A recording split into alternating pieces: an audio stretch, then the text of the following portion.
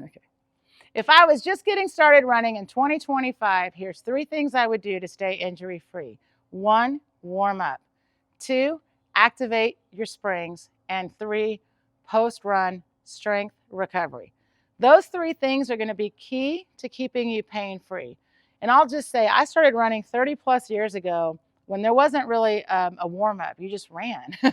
And it wasn't until I started running distance and then started coaching other runners that I started to see all these injuries.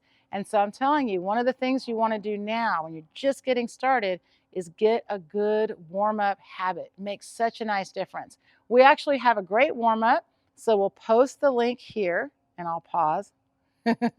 So go follow that warm-up. It's really good. It works great.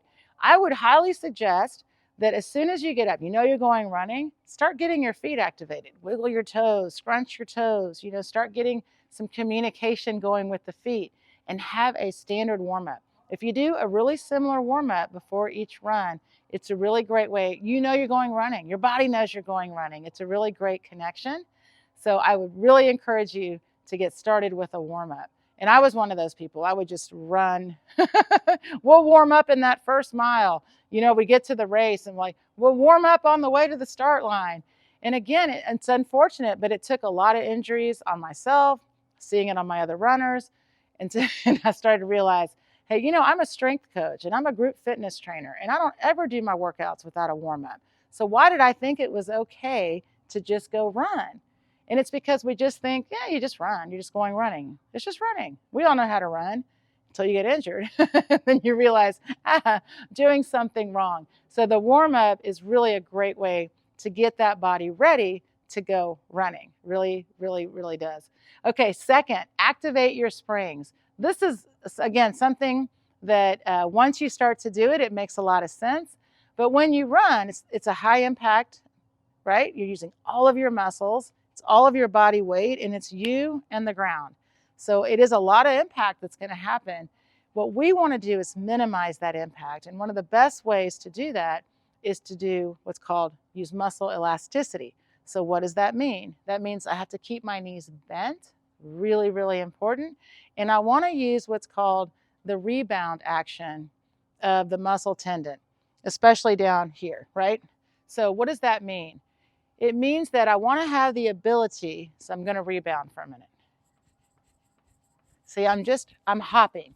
Hopping is rebounding. It's just I sense my body weight and I'm only lifting up enough to break contact with the ground. This is what makes it different than jumping. And in jumping, there's a lot of pushing. In jumping, there's a lot of height and extension, right? If I'm going to jump, I want to reach to something. So I press into the ground and then I extend my knees, right? And I reach. I don't have a lot of reach, but you get it.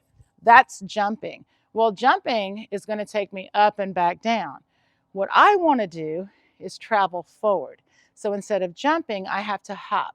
And that's using muscle elasticity. And yes, of course, jumping uses muscle elasticity, but it also uses a ton of active muscle contraction. That's what we want to stay away from. Active muscle contraction is great for jumping, it's great for weightlifting, it's great for so many things, but in running, we want to minimize that because we want to have less fatigue in our legs. So what we want to do is use the rebound action of the muscle. And it's really neat because when you start to train it, and you can, we're going to give you that ball of hop drill. This is the number one way to train rebound is a ball of hop, which is the foundation of your run. So if you start with your knees bent, leave your body in line, and simply lift from the torso. Everything we do is lifting up through the torso. So you lift up, and now you're hopping. And just so you know, it's not easy. I laugh because I've been coaching this for so long. And in the beginning, if you've not hopped, it feels funny. So just keep in mind that all you're trying to feel is the sensation of elasticity. And I have a ton of drills. I've spent probably the last 15 years on the internet posting drills. There's thousands of them. Start with just the ball of foot hop. The best part though, guys, is that everybody has muscle elasticity. You just have to develop it. It is use it or lose it. If you're not using elasticity, then it's not going to help you out. It's important. If you are using only active muscle contraction, which is what most runners are doing, then you're actually using a lot of effort and a lot of energy and a lot more muscle than you need to. So I encourage you guys, this is so important. And so starting with that ball foot hop, and then of course you can go into the channel. We've got tons of drills. And this is fun because in track and field, for example, they have like A skips, B skips, C skips. I give you guys all that same kind of stuff, but think about why they're doing those things. To develop muscle elasticity. And a lot of the track and field runners, they do sprinting, they do jumping, right? So they want to have these huge range of motions. They want to get off the ground a lot. So in endurance, they didn't really go that route with drilling. But guys, we need the same thing, right? Whether you're going to run 100 meters or you're going to run 100 miles, you need muscle elasticity. So you want to develop it. So that's really important. So you can start with the hops, and then at the end, we'll put a link. We've got so many good drills, guys. You can have a lot of fun with it. But again, just getting started with those hops. The more you activate and use your elasticity, you will save your joints. It's so nice. You want to do that for yourself, I promise. And a lot of people struggle with it in the beginning because we do so much pushing and we do so much active muscle contraction. So most people are out there running and they're pumping their arms, right? That is an active muscle contraction versus if I'm just hopping or just, look, see how the arm is gently swinging? I'm not doing that. That happens on its own. All I'm doing is holding my torso up and pulling my foot, which is my job.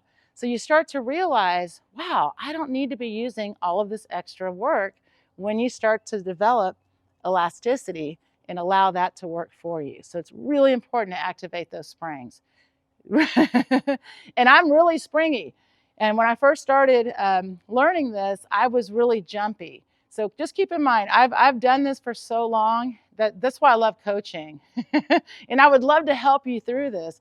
For a lot of people, they struggle in the beginning between jumping and hopping. And it's only because we've done so much active work. So just so you know, when I very first started, even coaching the drills and running, I was very hoppy. So I did everything with like an extra bounce. And I said to my coach, I was like, I'm loving this running stuff. However, I don't feel much different. I feel like I'm just kind of bouncing. So he had to teach me, and this is why I'm teaching you, learning how to bend your knees and hop. Because when you run, you're not jumping. You want that up and down energy to go this way, right? So if I stay here and I do this, whew, whew, that's going to be fatigue and impact. If I learn how to use elasticity to travel forward, it's amazing. You start to pull, all you do is lift here, and all of that energy that was taking me so much effort in place took me forward. It is so worth the learning, I promise you. So add those elasticity hops. And the last thing is post-run. So normally post-run is reward for a lot of people, or they got to go. So when I first started running, we would always do like, hey, after we run, we'll get a coffee or go get something to eat, or, or if you're doing early morning runs, usually it's just, see you later, I got to go. I encourage you, and you can go home and do this. It's okay. It doesn't have to be like immediately after each run. If it can be, great. But I'd really like for you to do a post-run recovery and keep it very, very simple. And I do a 3-step post-run for myself. And it's really simple. You just drop down. And of course, we'll give you guys a link to this. But if you just take your hands, press out, it's 10 out, and it's 10 in, and then it's 10 against the thigh. It's just putting the elasticity back in the hips, and then you come up here and do a set of hip lifts, or you can stay flat on your back and do a set of hip lifts. But just getting that elasticity back in the hip and reactivating the glutes, it's wow. I mean, it really gets you back up. And again, it's not a lot. It's just a very simple thing. And then I encourage you to add on to that, of course, a little bit more, and even some foam rolling and some light stretching and recovery work. And we provide all that. We have tons of videos, but keep it really simple. I always say keep it simple because you just want to really enjoy the running part. So if in the morning or whenever you go run, you start by activating your feet, do that warm up. I think it's about 4 or 5 minutes, the warm up.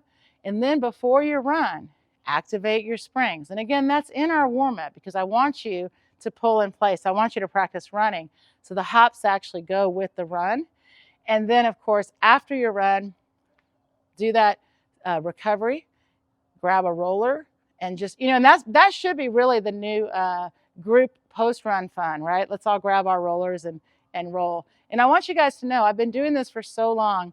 I was that runner. I was either like, we're going to get something to eat or see y'all later, because I'm the coach. So I was always kind of getting, trying to get groups together.